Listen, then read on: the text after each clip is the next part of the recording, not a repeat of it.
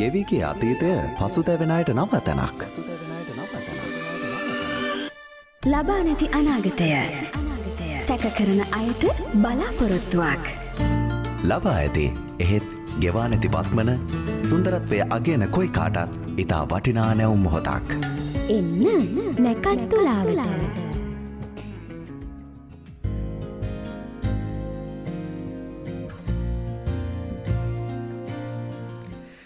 වෙලා උදැසන 8යි විනාඩි 48යි ජ්‍යෝතිෂ විද්‍යා කීර්තිශ්‍රී වාස්තු විද්‍යා ප්‍රසාද අභිමානී දේශබන්දු වික්‍රමාරච්චි වෙද මහතා තමයි අද දවසේත් සුපුරුදු විදියට නැකැත්තුලා වැඩසටහනත් එක්ක එකතු වෙලා ඉන්නේ ඔබේ ගැටළු වලට පිළියම් ලබා දෙන්න. එතුමන් හමු වීමට ඔබ බලාපොරොත්තු වෙනවා නම් ඔබට අවස්ථාව තියෙනවා කතරගම දෙව්වර්ණ ජ්‍යෝතිෂ හා গুপ্ত ශාස්ත්‍ර මධ්‍යස්ථානයට යන්න. හෝමාගම රෝහල අසල තමයි පිහිටා තියෙන්නේ. ඔන්න ඔබට හෝමාගම රෝහල අසලට ගිහිල්ලා කතරගම දෙව්වර්ණ හොයාගන්න අමාරුනොත් දුරකථන ඇමතුමක් ලබා දෙන්න පුළුවන් 073 328 350 073 328 350 වික්‍රමාරච්චි වෙද මහත්තයාටම කතා කරලා හරි පාර හොයාගන්න. ඔන්න ඔබට අවස්ථාව තියෙනවා. ඔබේ ගැටළු වලට තමයි අපි අවස්ථාව ලබා දෙන්නේ මේ පැය පුරාවටම. මේ කතාබහ කරගෙන යද්දි හිතනවා මේ වෙද මහත්තයා මේ කාලේ මදි අපිට මේ තියෙන දේවල් ඇත්තටම කතාබහ කරන්න අපි ඒක ඉක්මනටම පිළිතුරු ලබා දෙන්නේ. නමුත් ඊටම තාර්කිකව ඔබේ බුද්ධියෙන්ම ඔබට විමසා බැලුවොත් තේරෙවි නැකැත්තුලා වැඩසටහනෙන් ඔබට මේ ලබා දෙන පිළියම් සැබෑ පිළියම්ද නැද්ද කියන එක ඔන්න තීරණය ඔබේ අතේ තියෙන්නේ. ඉතින් වික්‍රමාරච්චි වෙද මහත්මයාගෙන් මම ඊළඟ ගැටලුව යොමු කරනවා ඉක්මනටම කඩුවෙල 12ත් අපිට මේ එවලා තිබුණා ගැටලුවක් කතරගම දෙවියෝ කියන්නේ රාවණාද කියන එක. හොඳ ප්‍රශ්නයක් මහත්තයා මට කාලේ දෙන්න පුළුවන්. අනිවාර්යෙන්ම කතරගම දෙව්වර්ණ Facebook පිටුවේ හෙට අනිද්දාම මහත්තයෝ පටන් ගන්නවා සුවිශේෂ වැඩසටහනක් සජීවීව. මේකෙදි ලංකාවේ ඉතිහාසයේ මහා වංශයේ සඳහන් නොවුණු ලංකාවේ ඉතිහාසය ගැන සම්පූර්ණ විස්තරයක් සාකච්ඡා කරනවා. ලංකාවේ අනාගතය ගැන වර්තමානය ගැන සියල්ල සංක්ෂිප්තව සියලු දේ ගැන සාකච්ඡා කරනවා. සිංහලයා කොහොමද පැවතෙන්නේ, බුද්ධ ආගම කොහොමද පැවතෙන්නේ, මේ සියලු දේ ගැන සාකච්ඡා කරනවා කතරගම දෙව්වර්ණ වැඩ Facebook පිටුවේදී. ජූනි මාසේ ආරම්භ කරනවා මේක සජීවීව. මේකට මට ඔබ සැමගෙන්ම උදව් ඕනේ. මේක ජනතාව අතරට ගෙනියන්න Facebook පිටුවක් කරායි මේක යන්නේ. ඒකින්ද ගෙනියන්න උදව් කරන්න පුළුවන් එන්නේ ජනතාවටමයි, මේක අහගෙන ඉන්න අයටයි. ඒක නිසා මට ඒ උන්ගේ උදව් වුණේ. මේකෙදි රාවණා කියන්නේ කවුද? සිංහලයා පැවත එන්නේ විජය රජුරුවන්ගෙන්ද? මේ සියල්ල ගැන සාකච්ඡා කරනවා. හෙට අනිද්දා බිහි වෙන දියසෙන් කුමාරයා ගැනත් මේකෙදි සාකච්ඡා වෙනවා. අපිට බලාපොරොත්තුකුත් දුන්නා. අතීතයේ වර්තමානයේ අනාගතය ගැන බොහොම බලගතු නොකියවිච්ච නොලියවිච්ච ඉතිහාසයක් සංස්කෘතියක් ගැනයි කතා වෙන්නේ. දැන් එන්නම් මහත්තයෝ ඔය ගැටලුවට. රාවණා කියලා කියන්නේ දියසෙන් කුමාරයාගේ එක් කාලයක්. රාවණා කියලා කියන්නේ හෙළ වෙදකම හොඳින් දැනගත්ත ශ්‍රේෂ්ඨ රජ කෙනෙක්. රාවණා කියලා කියන්නේ යන්ත්‍ර මන්ත්‍ර ශාස්ත්‍රය හොඳින් දැනගත්ත ශ්‍රේෂ්ඨ රජ කෙනෙක්. රාවණා කියලා කියන්නේ හෙළ බිමේ මුල් අයිතිකරුවෙක්. රාවණා කියලා කියන්නේ කාන්තාවට නිවැරදිව ගරු කරපු රටේ මිනිස්සුන්ට ආදරය කරපු මිනිසෙක්. රාවණා කියලා කියන්නේ විද්‍යාව ඒ වගේම සංස්කෘතිය සියල්ල හොඳින් ඉගෙන ගත්ත දන්න කෙනෙක්. රාවණා කියලා කියන්නේ තුන්කල් දකින්න නුවණක් තිබුණු නායකයෙක්. තුන්කල් දකින්න නුවණ කියලා කියන්නේ මහත්ව අනාගතයේ පෙනෙන සහ දකින්න කෙනෙක්. පෙර භවයන් ගැන බලා ගන්න පුළුවන් වෙච්ච කෙනෙක්. වර්තමානයේ මොකද වෙන්නේ කියලා දැනගන්න පුළුවන් වෙච්ච කෙනෙක්. අනාගතයේ මොකද වෙන්නේ කියලා දැනගන්න පුළුවන්කම ලැබිච්ච කෙනෙක් තමයි තුන්කල් දකින්න කෙනෙක් විදිහට මම අනුමත කරන්න නිසා දන්නේ. එතකොට එහෙම කෙනෙක් මේ රටේ අනාගතයේදී බුදුදහම මම මේ කතා කරන්නේ දැන් රාවණාගේ කාලේ ඉඳලා. හරිද? මේ රටේ අනාගතයේදී බුදුදහම පැවතෙන එකම තේරවාදී බුදුදහම පවතින ප්‍රබලම සහ බලගතුම බුදුන්ගේ ධාතුන් වැඩවසන බලගතුම රාජ්‍ය බවට පත්වෙන බව දැනගත්ත දෙවිවරු විසින් මෙලවට එවපු කෙනෙක් රාවණා.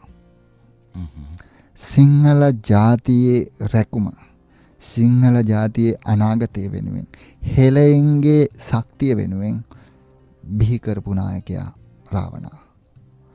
කතරගම දේ හාමුදුරුවෝ දෙවි කෙනෙක්. උන්වහන්සේ විසින් නොයෙක් කාලවලදී නොයෙක් අය මේ රටට මේ රටේ ආරක්ෂාව වෙනුවෙන් එවලා තියෙනවා. ඒගොල්ලොන්ගෙන් එක්කෙනෙක් තමයි රාවණා. එහෙම නැතුව කතරගම දේ හාමුදුරුවෝ නෙමෙයි රාවණා කියන්නේ. මේ රටේ පැවැත්ම වෙනුවෙන් රටේ අනාගතය වෙනුවෙන් රටේ සෞභාග්‍ය සහ බුදුදහමේ ශක්තිය වෙනුවෙන් එවපු කෙනෙක් රාවණා. ඔහු ලෝකෙටම අභියෝගයක් කරපු කෙනෙක්. ඔහු ශ්‍රේෂ්ඨ රාජෙක්. නොයෙකුත් ඉතිහාසයේ බට්ටයෝ ඉතිහාසයේ බට්ටයෝ කියලා මං කිව්වේ ඉතිහාසයේ නොයෙකුත් දේශපාලන උවමනාවන් මත එහෙමත් නැත්නම් නොයෙකුත් වරාදාන වරප්‍රසාද මත විකෘති කරපු ඉතිහාසයක් තියෙන ජාතියක් විදිහට අපි රාවණාව ශ්‍රේෂ්ඨ විදිහට පොතපතේ සඳහන් වෙන්නේ නෑ. රාමයි ශ්‍රේෂ්ඨ වෙලා තියෙන්නේ. රාම කියන්නේ තමන්ගේ බිරිඳව සැක කරපු මිනිසෙක්. තමන්ගේ බිරිඳව කැලේට එලවලා දාපු මිනිහෙක්. ඒ කියන්නේ කසාදේ කඩාගත්ත මිනිසෙක්. රාවණා කියලා කියන්නේ තමන්ගේ බිරිඳ නෙමෙයි අනුන්ගේ බිරිඳවත් රැකපු මිනිසෙක්. නූල් පොටකින් ඇඟිල්ලකින්වත් සීත වැල්ලුවේ නැහැ. ඇත්ත. අච්චර යුද්ධ කරලා ඇවිල්ලත් රාම කරපු පළවෙනි දේ තමයි සීතගේ පතිවත පරීක්ෂා කිරීමට ගින්දරට පනින්න කිව්වා. එතකොට කවුද ශ්‍රේෂ්ඨ? නමුත් ඉතිහාසෙ ලියවිලා නැති දේවල් මේවා කතා කරනවා මම. කතරගම දෙවිවරණේ සජීව හෙළ බිමක පහන් සිල අලුත්ම වැඩසටහන ගොඩක් අයගේ ඉල්ලීම මට පටන් ගන්නෙ. ඕකේදී ඔබට නොකියවිච්ච ගොඩක් දේවල් දැනගන්න පුළුවන්කම ලැබේවි. ඒ සඳහා ඔබ කළ යුතු දෙයක් තියෙනවා. ඉක්මනටම මේ වෙලාවේ FM 107න් අපේ මේ වැඩසටහන අහගෙන ඉන්න අතරවාරයේදීම යනවා ඔබ Facebook පිටුවට කතරගම දෙව්වරණ කියලා ඔන්න සර්ච් කරන්න පුළුවන්. උඩිම සර්ච් බාර් එකේ. ඉතින් එතකොට කතරගම දෙව්වරණ කියලා සර්ච් කරාට පස්සේ ඔබට අවස්ථාව තියෙනවා මේ පේජ් එක එනවා අපේ කතරගම දෙවියන්ගේ පින්තූරයක් එක්ක වික්‍රමාරච්චි වෙද මහත්මයාගේ පින්තූරයකුත් තියෙනවා. අනිවාර්යයෙන්ම ලයික් කරන්න. අන්න එතකොට ඔබට නොටිෆිකේෂන් එනවා මේ ඉදිරියේදී ජූනි මාසයේදී එතුමන් විසින් මේ කරන්න යන කාර්යය සම්බන්ධයෙන්. අපිට විනාඩි 3ක වගේ කාලයක් තියෙනවා. මම ඉක්මනටම තවත් දෙයක් අවසාන වශයෙන් අහනවා. අද දවසට අවසාන වශයෙන් දෙවියන් කෙරෙහි තියෙන්න ඕන විශ්වාසයද ශ්‍රද්ධාවද? මේක ගොඩක් අයට තියෙන ගැටලුවක්. ඒකයි මේ විශ්වාසයද ශ්‍රද්ධාවද? දෙවියන් ගැන ඔය දෙකම තියෙන්න ඕනේ.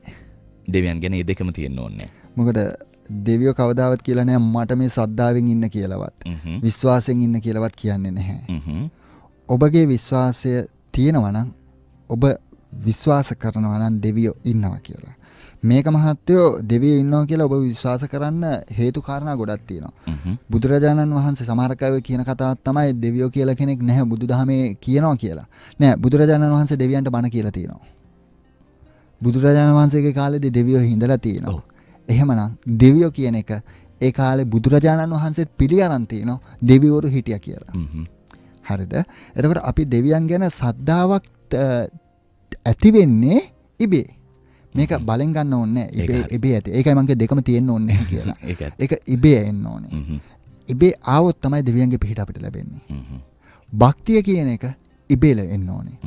ඒ එනවනම් තමයි දෙවියන්ගෙන් පිහිට ලැබෙන්නේ. සමහරක් මිනිස්සු ඉන්නවා මහත්තයෝ දෙවියෝ ඉන්නවද කියලා බලන්න ඉන්නවද කියලා පේන්න අපි බලමුකෝ පූජා වට්ටියක් තියලා වෙලා මේක ඉල්ලලා ලැබෙනවා නම් දෙවියෝ ඉන්නවා. ඔය සමහරක් ඉන්න ඔය වැඩසටහන් වෙනත් මාධ්‍යවල කරන දෙවියෝ ඉන්නවද කියලා පෙන්වන්න කියලානේ කියන්නේ. දෙවියෝ ඉන්නවද කියලා දෙවියන්ට අවශ්‍යතාවයක් නැහැ ඔබට පෙන්වන්න මේ මං ඉන්නවා කියලා. හේතුව ඔවුන් පින් කරලා දේවාත්ම ලැබලා තියෙන්නේ. ඔවුන්ට ඔබේ අවස්ථාවක් ඔබගේ උවමනාවක් නැහැ. ඒ කියන්නේ ඔබතුමා උන්වහන්සේට පින් දුන්නත් එකයි උන්වහන්සේට නැතත් එකයි. හේතුව උන්වහන්සේ පින් කරලා තමයි දේවාත්මයක් ලබලා තියෙන්නේ. එතකොට ඔබතුමාට දෙවියන්ගේ උදව්ව අවශ්‍ය වෙන්නේ. ඔබතුමාගේ තියෙන කරදර ටික නැති කරගන්න ඔබතුමාගේ තියෙන ගැටලු වලට විසඳුම් හොයන්නයි ඔබතුමා දෙවියෝ ගාවට යන්නේ. ඒතකොට දෙවියෝ ගාවට ගිහිල්ලා දෙවියන්ට වැඳලා ඉවරලා ඒ අවශ්‍ය දේ කරාම දෙවියෝ ඔබට උදව් කරනවා. ඒ උදව් කරන්නේ ඔබ ගැන අනුකම්පාවෙන් ඔබ ගැන තියෙන මේකට. ඒ කියන්නේ ඔබතුමා පින් දයාවට පින් අරගෙන නම් ඔබතුමා යන්නේ තවත් වැඩි වෙනවා ඒක. ඔබතුමා ගිහිල්ලා ඉවර දෙවියන්ට පිනුත් අනුමෝදන් කරනවා නම් ඒ වෙලාවේ දෙවියෝ අනිවාර්යෙන් පිහිට වෙනවා වැඩි. හේතුව මේ මිනිස්සයා මට පින් දුන්නා. ඒකට කළගුණ සැලකිය යුතුයි. දෙවියෝ දෙයක් අරගෙන ඉවරලා නිකන් ඉන්නේ නැහැ. දෙයක් දෙනවමයි. අපේ තමයි ඒ ගතිය තියෙන්නේ. ඒක තමයි දෙවියෝ හැබැයි මහත්තයා ඒකම බලාපොරොත්තු වෙනවා අපිනොත්. ඒ නිසා දෙයක් අපිට දුන්නට පස්සේ මාස 3ක් ඇතුළත ඒ පොරොන්දුව ඉෂ්ට කරන්න කියලා කියන්නේ. එහෙම පොරොන්දුව ඉෂ්ට කරේ නැත්නම් කරදර බාධක නැවත වරක් වැඩිපුරත් එක්ක ලැබෙනවා. හේතුව දෙවියෝ කරදර කරනව නෙමෙයි. දෙවියන්ගේ යටතේ ඉන්න සේවකයෝ පිරිසක් නොපෙනෙන ලෝකේ යක්ෂයෝ පෙරේතෝ අමනුෂ්‍යයෝ කුම්බාණ්ඩයෝ. මේගොල්ලෝ දෙවියන්ගේ රාජකාරී කරන කට්ටිය. ඔවුන් ඔබට කරදර කරනවා දෙවියන්ගේ පොරොන්දුව ඉෂ්ට නොකිරීම තුලින්. ඒ නිසයි මහත්තයෝ මම කිව්වේ කලින් මුල මතක තියෙන්න ඕනේ කියලා. ඔබ හිටියේ අද සෙරප්පු දෙකක්වත් දාන්න බැරි තත්ත්වයක නම් හෙට ඔබ ලොකු වාහනයක කෝටි ගානක වාහනයක යන්න පුළුවන් තත්ත්වයටපත් උනත් ඔබ හිටපු තැන මතක තියාගන්න. දෙවියන්ට ඒක හරි වැදගත්. ඔබ හිටපු තැන හිටපු විදිහේ මිනිස්සුන්ට ඔබ සලකන්න. දෙවියන්ට ඒ පිනයි අවශ්‍ය වෙන්නේ. දෙවියන්ට ඒ පින ලැබෙනවා නම් දෙවියන්ගේ ආශිර්වාදය නිතැනින්ම ඔබට ලැබෙනවා. ඔබගේ භක්තිය කියලා කියන්නේ විශ්වාසය කියලා කියන්නේ ඔය දේ. හැබැයි දෙවියන් ගැන විශ්වාසයක් නැත්නම් කවදාවත් දෙවියෝ උදව් කරන්නේ නැහැ. ඔබතුමා වුණත් ඔබතුමා ගැන විශ්වාස කරන්නේ නැති මිනිස්සෙට ඔබතුමා උදව් කරනවද? ඉතින් දෙවියෝ ඊට වැඩිය බල සම්පන්නයි. එතකොට දෙවියෝ කිසිම හේතුවක් නිසා විශ්වාස නොකරන මිනිස්සෙට උදව් කරන්නේ නැහැ. ඔබගේ විශ්වාසය නිසා හදවතින් ඇවිල්ලා ඉබේ ඇවිල්ලා. එහෙම නැත්නම් මේ කවුරුත් කියන ඵලයට ඇවිල්ලා දෙවියන්ගෙන් දෙයක් ඉල්ලුවට දෙවියන්ගෙන් උදව් හම්බ වෙන්නේ නැහැ. හදවතින් ඉබේ ඇවිල්ලා ඒ දේ කරනවා නම් දෙවියන්ගේ පිහිට ලැබෙනවා. භක්තියත් එහෙමයි. ඉබේ එන්න ඕනේ. කවුරුත් කිව්ව ඵලයට භක්තිය ආවට දෙවියන්ගේ පිහිට ලැබෙන්නේ නැහැ. ඉබේ ඒ දෙක එනවා නම් කාරණාව අනිවාර්යෙන් ඉෂ්ට සිද්ධ වෙනවා. අද දවසේ නැකැත්තුලා වැඩසටහනට සුපුරුදු පරිදි අපිත් එක්ක එකතු වුණේ ඔබේ ගැටලු වලට පිළිතුරු ලබා දුන්නේ ඔබේ ගැටලු වලට පිළියම් ලබා දුන්නේ ජ්‍යොතිෂ විද්‍යා කීර්ති ශ්‍රී වාස්තු විද්‍යා ප්‍රසාද අභිමානී දේශබන්දු වික්‍රමාරච්චි වෙද මහතා. එතුමන්ව හමු වෙන්න අවස්ථාව තියෙනවා. දුරකථන ඇමතුමක් ලබා දෙන්න ඔබට වෙලාවක් වෙන් කරගන්න පුළුවන්. මෙන්න මේ දුරකථන අංකයට 0.73 328 350 0.73 328 350. කතරගම දෙව්වර්ණ ජ්‍යොතිෂ හා ගුප්ත ශාස්ත්‍ර මධ්‍යස්ථානයේ පිහිටලා තියෙන්නේ හෝමාගම රෝහල අසල. ඔබට හොයාගන්න ටිකක් අපහසු වුණොත් යන්න හෝමාගම රෝහල අසලට ගිහිල්ලා 0.73 328 350 කියන දුරකථන අංකයට කතා කරන්න පුළුවන්. ඔබේ ගැටලු වලට පිළියම් ලබා ගන්න අවස්ථාව තියෙනවා. ඒ වගේම ඔබේ කේන්ද්‍රය පරීක්ෂා කරගන්න නම් ඔන්න ඔබට අවස්ථාව තියෙනවා. පොඩ්ඩක් ඒ ගැන අපි සඳහනක් කරමු වික්‍රමාරච්චි වෙද මහත්මයා ඉක්මනටම. මොකද නැත්තම් කට්ටියට යන්නේ මේ දෙවියන් සම්බන්ධයෙන් යంత్ర මන්ත්‍ර සම්බන්ධයෙන් පමණයිද ඔබතුමා මේ කටයුතු කරන්න කියන එකයි. සීල වාස්තු දෝෂ පිළිබඳව කටයුතු කරනවා මහත්තයා. ඒගොම හඳහන් බැලීමේදී මම උපතේ ඉඳලා විපත දක්වා සියලු විස්තර සාරාංශගතව කියනවා.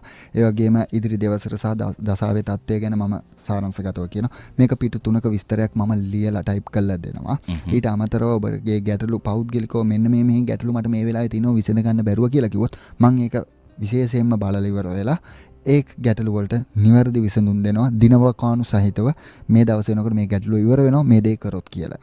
ඒ දේවල් අනිවාර්යයෙන්ම සිද්ධ වෙනවා. ඒ පිළියම් නොකරොත් මම හඳහානේ පිටු 3ක ලියලා තියෙන විස්තරේ ඒකාන්තයෙන්ම සිද්ධ වෙනවා. වළක්වන්න වෙනස් කරන්න කාටවත් බෑ. මම හැමතිස්සෙම කියන්නේ හඳහන බලලා මහත්තයෝ. ඒ හඳහන බොරු කරගන්න මම හැමතිස්සෙම කියන එක තමයි හඳහන බලන අයටත් මම හරි සන්තෝෂ වෙනවා. මගේ හඳහනක් බොරු වෙනවා නම්. කියන අනාවැකි බොරු වෙනවා නම් මම හරි සන්තෝෂයි. ඒකට හේතුව තමයි ඒ මනුස්සයා දියුණුවක් වෙලා ඒ මනුස්සයාට කරදරේ හානියක් සිද්ධ වෙලා නැහැ කියන්නේ ඒක යහපතක්ද අයහපතක්ද? ජ්‍යොතිෂ වේදියට යහපතක් වෙන්න පුළුවන් ඒ මනුස්සයාටගේ අනාවැකි හරි කියලා කරදරයක් වීම. නමුත් ඒ මනුස්සයාගේ පැත්තෙන් ගත්තාම මේ මනුස්සයාට ඒක නරකයි. ඉතින් හඳහනක් බලන්නේ මේ මනුස්සයාට හොඳක් කරගන්න මිසක් අයහපතක් කරගන්න නෙමෙයි. ඒක නිසා මගේ අනාවැකි බොරු වෙන තරමට මම කැමතියි. හොඳයි එහෙමනම් අද දවසේ ඊටම හරවත් අර්ථවත් කතා බහකට අපිත් සමග එකතු වුණේ වික්‍රමාරච්චි වෙද මහත්මයා ඔන්න තවත් දෙයක් මම ඉක්මනට මතක් කරන්න ඕනේ මේ වෙද මහත්මයා කියලා අපි ආමන්ත්‍රණය කරද්දී දැන් කෙනෙක් ඔබතුමාට දුරකථන ඇමතුමක් දීලා හම්බෙන්න ආවට පස්සේ බලාපොරොත්තු වෙමින් ඉන්නවත් දන්නේ නැහැ කොණ්ඩි ටිකක් සුදු අපි සාමාන්‍ය වෙද මහත්ෙක් කියවම බලාපොරොත්තු වෙන්නේ ඔන්න ඔබ කලබල වෙන්න යන්න එපා බොහොම තරුණ වෙද මහත්මෙක් තමයි ඔබට හමු වෙන්නේ ඉතින් හමු වෙන්න අවස්ථාව තියෙනවා දුරකථන ඇමතුමක් ලබා දෙන්න ඉක්මනටම සමුවර ගන්න කලින් දුර අංකය මතක් කරන්නම් 073 328 350 073 328 350 වික්‍රමාරච්චි වෙද මහත්මයා අවසාන වශයෙන් මහත්තයෝ ඔබතුමාටත් ඒ වගේම මේ වෙලාවේ අසනීප වෙලා ඉන්න තරංග මහත්මයාටත් ඉක්මන් සුවය පතනවා ඒ වගේම ඔබතුමාටත් මේ ආයතනයේ මේ වෙලාව මට ලබා දුන්න ආයතන ප්‍රධානී ඇතුළු සියලුම සේවක කාර්ය මණ්ඩලයටත් මේ වෙලාවේ VFM එක අහන නාහන සියලු දෙනාට ශ්‍රී ලංකාවේ රටවැසි සියලු දෙනාටත් කතරගම දේ හාමුදුරුවන්ගේත් කඩවර දේ හාමුදුරුවන්ගේත් පිහිට ආරක්ෂාවෙන් සියලු පැතුම් ඉටුවන නිදහස සෞභාග්‍ය නිරෝගීභාවය මානසික සැනසීම පවුලේ සමගිය දියුණුව අතේ මුදල් ගැවසෙන සුබම සුබ සතියක් බවට පත් වේවා කියලා ප්‍රාර්ථනා කරනවා. ඔබතුමාටත් අපි බෙහෙවින් ස්තුතිවන්ත වෙනවා. අද දවසේ අපි සමවරගෙන යනවා. නමුත් ලබන සතිය සෙන්සුරාදා ඔබට හරි පාර කියා දෙන්න අපි නැවතත් එනවා. හරියටම උදෑසන 8ට ඔබට සුබ දවසක්. මම දිමුතු නාගොඩ. වෙලාවෙන් වැඩගන්න කලාව මුලාවේ නොවැටෙන්න හරියටම දැනගන්න. එන්න නැකත් තුලාවට